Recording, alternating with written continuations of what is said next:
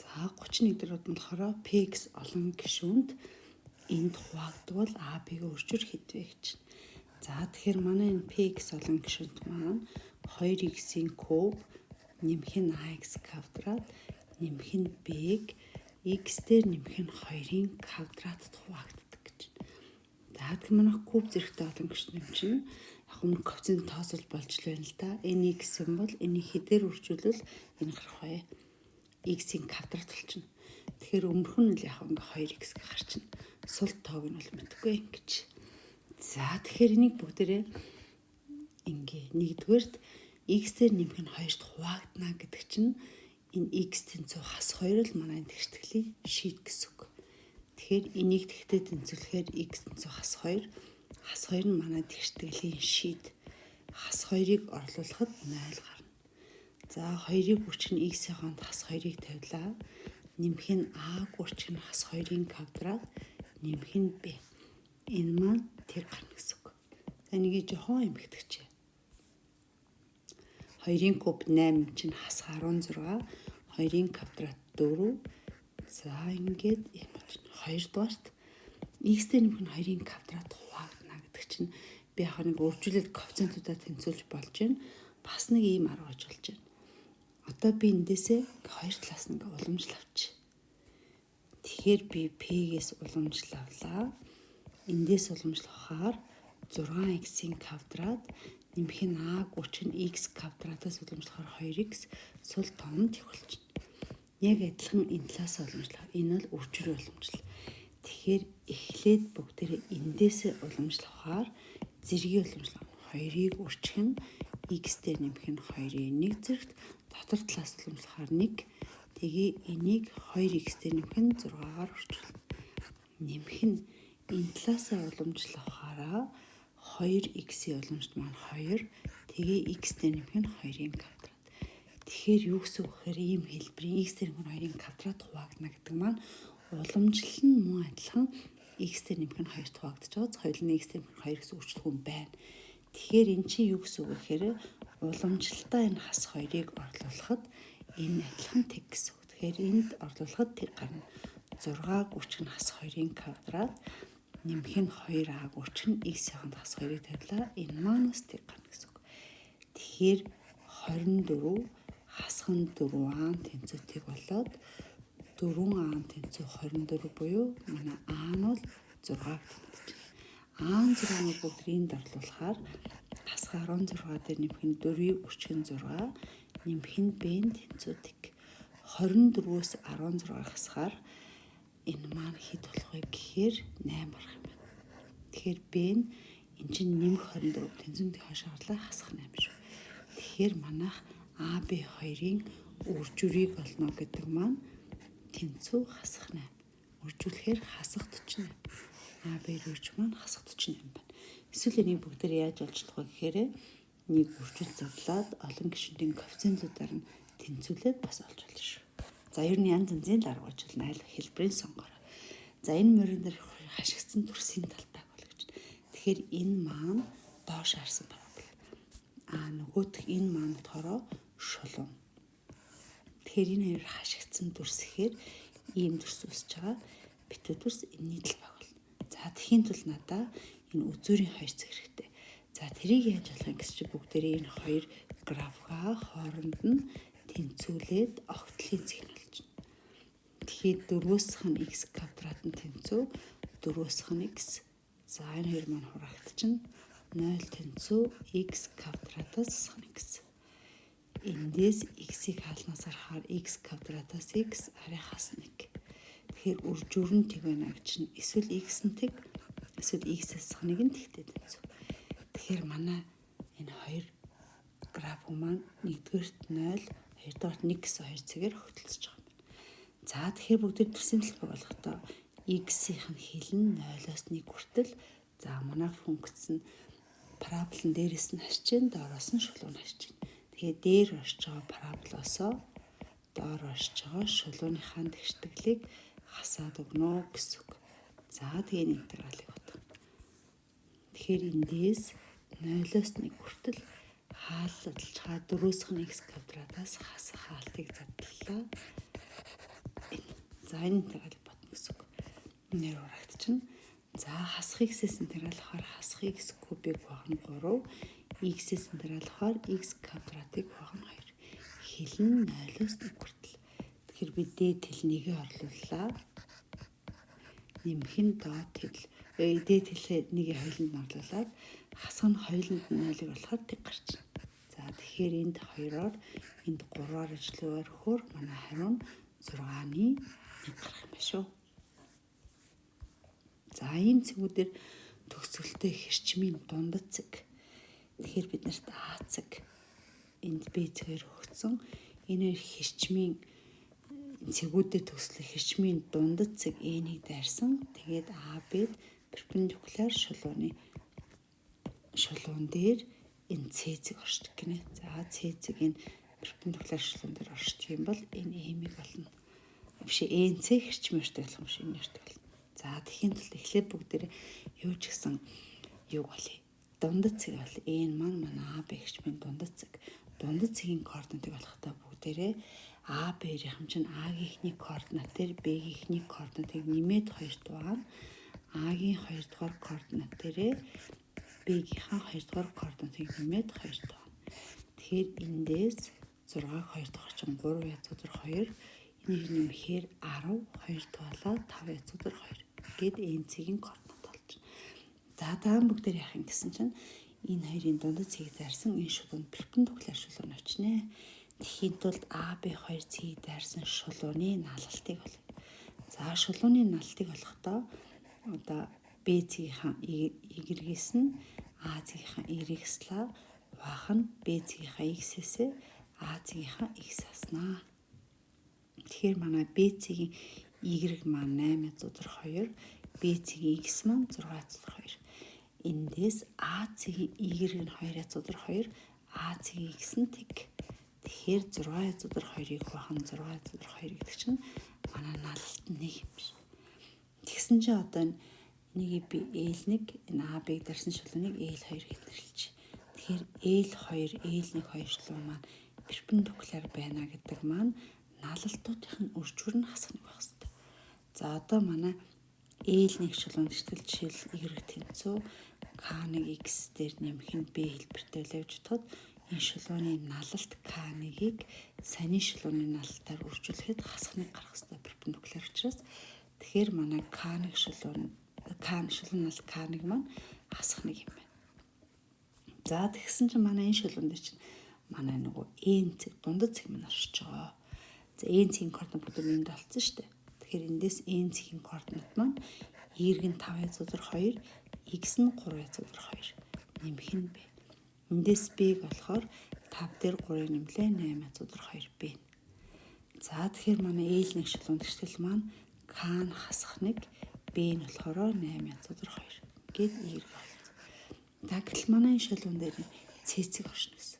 Тэгэхээр С цэг маань энэ тэгшлэлийг хангана гэсэн. Энэ шулуун дээр манай энэ С цэг M9/2 гэсэн координат цэг маань оршиж байгаа учраас Y-ийн 9/2 X-ийн оронд M-ийг тавилаа.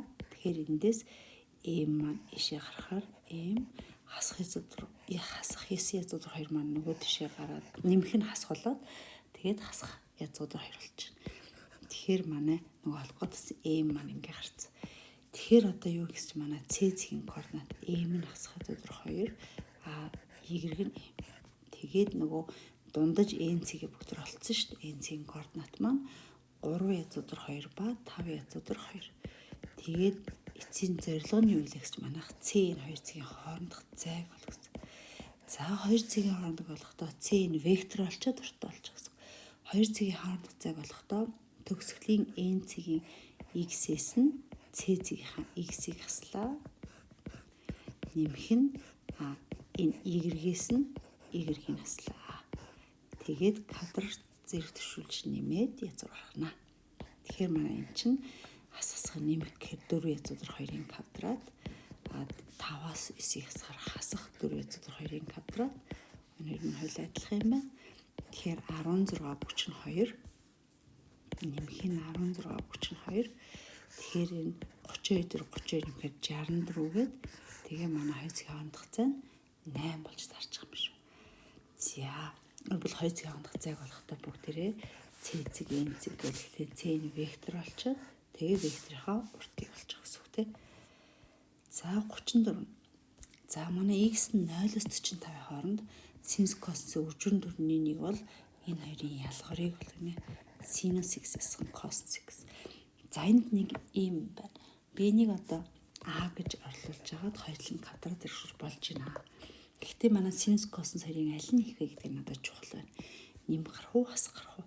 Тэгэхээр 0-оос 45 градусын хооронд бүгдээрээ синус косинус график сонирхъя. Тэгэхээр энд 45, энд 90 градус.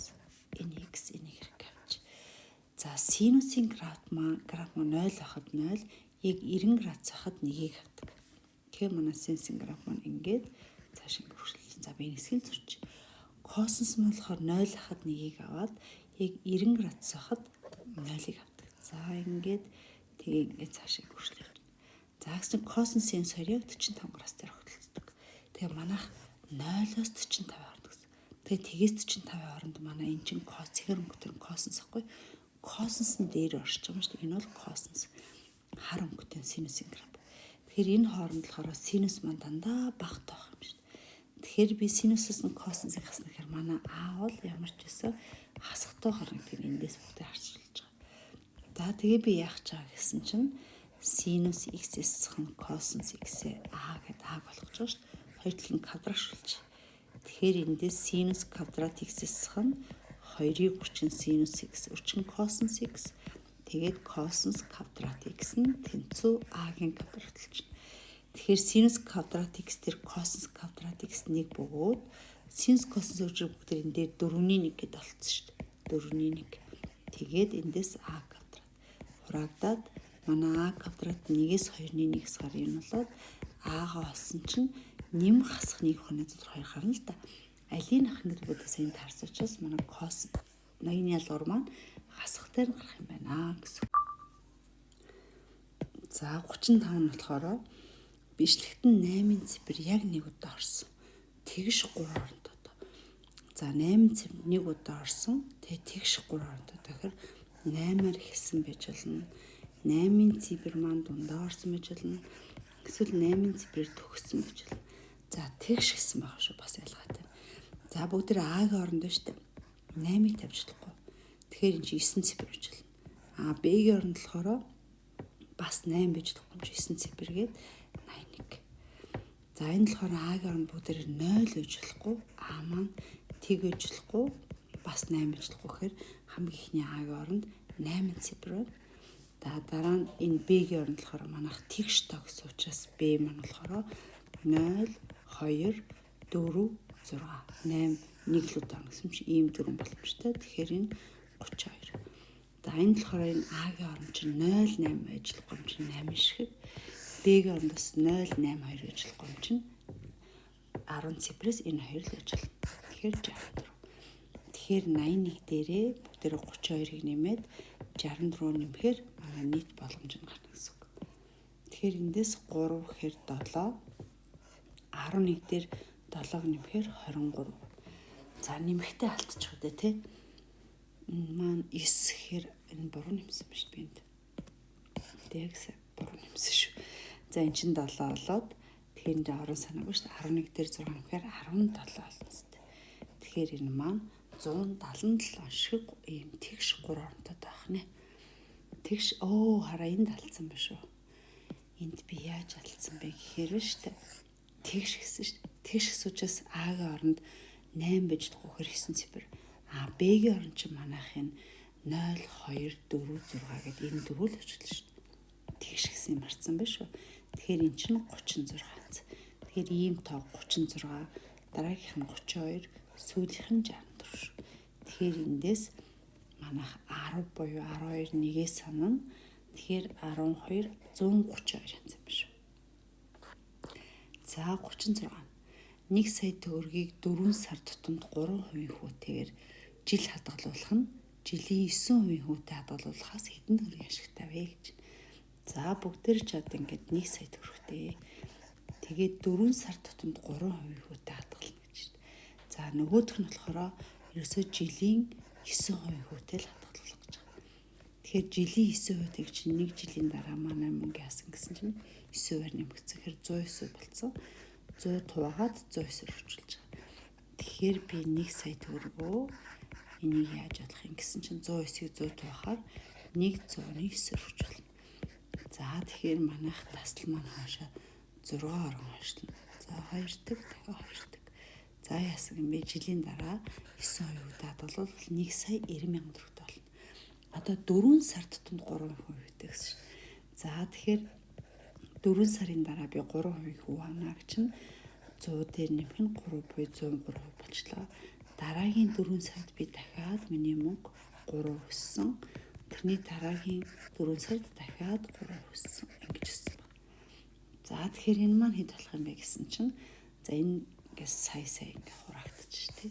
Тэгэхээр 103-ийн куб болж байна гэсэн үг. За тэгэхээр бүгд эндээс 103-аа куб дэрвдэг шүү. Тэгэхээр хэд гарах вэ гэхээр манай нөгөө мөнгнөөс их гарах нь уу гэсэн чинь 1 сая 92,727.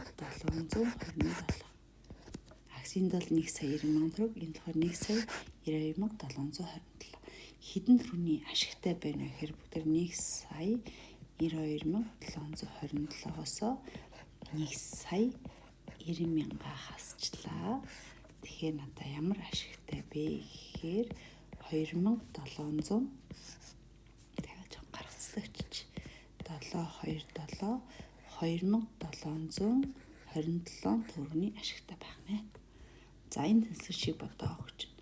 За эндээс x-ийг хаалнаас гаргаад x-с санаа тгээс баг. За энэ бол параметр тэнцвэр шүү.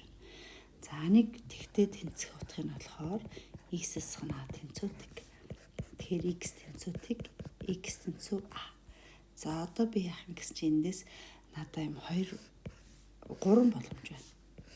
За ямар 3 боломж байгаа юм бэ гэсэн чинь би одоо энэ тоонууд ингээ байрлуулахаар нэгдүгээрт манай нэг л юу зурж штэ. За 0 эндээс үнчтэй. 0. За а маань хасахтай очлоо штэ. Тэгвэл а нь энд байрлаа. За магадгүй манай энэ а нэг 0-тай давхсчихлаа штэ. Давхсчихлаа.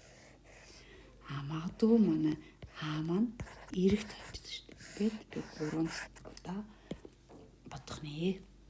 За нэгдүгээрт манай эн чинь юу гэсэн а чинь тэглэх болох зэрэг чинь манай параболын байх гэсэн шүү дээ. Тэгэхээр энд юу гэсэн үг вэ гэхээр энэ хоёр талдаа нэмэх голтой хасах. За бүгдээрээ адилхан гэсэн үг.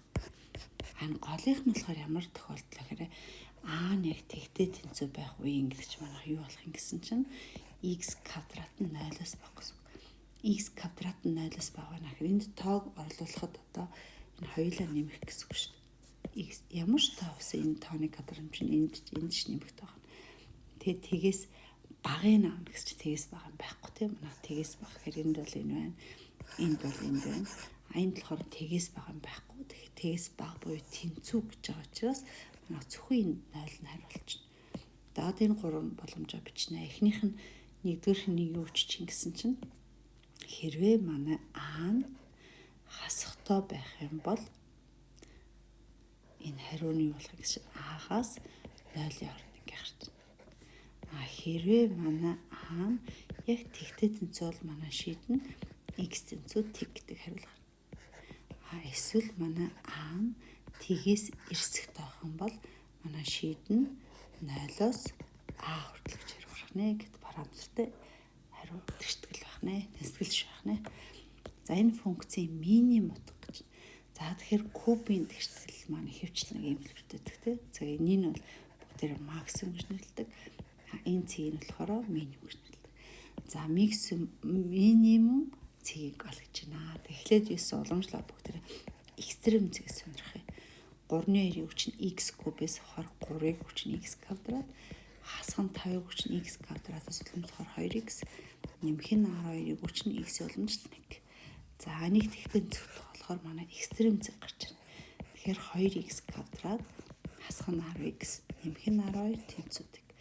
За бүгдээр 2 туугаад өгчээ. 2 туухаар манайх ийм гарах нэ. За эндээс квадраттай бодоо бүгдээр 2 ба 3 гарах чинь. За тоошондоо байрлуулъя.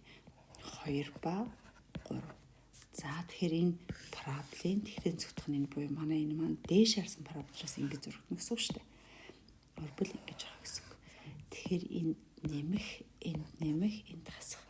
Тэгэхээр юу гэхээр уламжлалын хоёр хүртэл тэгээс ихэр манайх өсөөд уламжлал нь хасах газараа буураад тэгээ цааш өсөж. Тэгэхээр манай граф маань ерөнхийн нэг төлөвийг ийм хөнгөх гэдэг нь да. Минимум гэхээр энэ зэг дээр юм шүү дээ. Орбол x тэнцүү 3 маань минимумын цэг юм байна. Та асуулт нь болохоор минимум цэгийг ол гэсэн. Тэгэхээр x тэнцүү 3 минимум цэг байна. За 39. За энэ цэгүүд өгдөөд а вектор өгсөн. Тэгвэл а векторыг а б векторыг хоёроор үржүүлэхээр а вектор гардаг гинэ. Тэгэхээр би эхлээд байсан а эхлэлтэй б төгсгөлтэй векторыг олъегвол төгсгөлийн б цэгийн координатаас эхлэлийн а цэгийн координатаа харгалзан хасчихна. X, Y. За ингээд манайх юм гарлаа. Тэгсэн чи одоо манай а вектор маань энэ 2, 3, 16 гэсэн вектор маань яаж гарч байгаа гэж чинь а б векторыг 2 дахь авахар. Тэгэхээр одоо бүгд энэ векторыг 2-оор үржүүлэхээр 2-оос хан 2x, 2-ыг эргээс хасхан 4, 2-оор үржүүлэхээр энэ маань одоо 8 болчих, 2-оор үржүүлэхээр 16. Тэгэхээр энэ хоёр тэнцүү гэсэн үг. Тэгэхээр энэ хоёр вектор тэнцүү гэж нь харгалзан координатууд нь тэнцүү. Тэгэхээр 2-оос хан 2x нь 2-той тэнцүү юм байна. 2-ыг эргээс хасхан 4 маань 3-той тэнцүү. Эндээс бүгдээрээ хасах 2x тэнцүү 2-оос 2-ээс 0, 2-ыг тэнцүү 3-аас энэ тэнцвэрийн нөгөө талаар нэмэх нь 4 болчихно. Тэгэхээр эндээс x маань тэг байсан юм байна. 7-г 2-т байхаар манай хариу нь 3.5 байна. Тэмэн эцсийн хариуны нийлбэрийг олгосон. X нь 0, Y нь 3.5. Хооронд нэмэхээр манай хариу нь 3.5 гарах нэ. За 40. Координатын ихтер төвтэй цагийн зүүнний эсрэг эргүүлэлтийн 45 градус эргүүлэлтийн матрицын юм бол энэ матрицын уруу матрицыг олгоно. За тэгэхээр одоо бүгд уруу матрицыг яаж олох вэ гэсэн чинь уруу матриц бол нийгэх нь R матрицын тодорхойлогч. За тэгээд энэ гол диагонал дээр байгаа элементүүд нь бол хэвээрээ бөгөөд нөгөө диагонал дээр байгаа хоёр элементийг хасах нэгээр хүчилнэ. За энэ маань нэмэх болоод нөгөөх маань хасах нэгийг байх нь язгуур 2. За тэгэхээр R матрицын тодорхойлогчийг бүгд яаж олох вэ гэсэн чинь ингээд модуль шиг зураас сурчин тэ хасах нээх нь язгуур 2, нээх нь язгуур 2, нээх нь язгуур 2 матрицын тодорхойлогч гэж. За матрицын тодорхойлогч ялахдаа ингээд диагоналч өрчүүлээд хасах нь нөгөө диагоналд байгаа хоёртоо үржүүлнэ. Хасах нээх нь язгуур 2-ыг үржих нь нэгийг байх нь язгуур 2.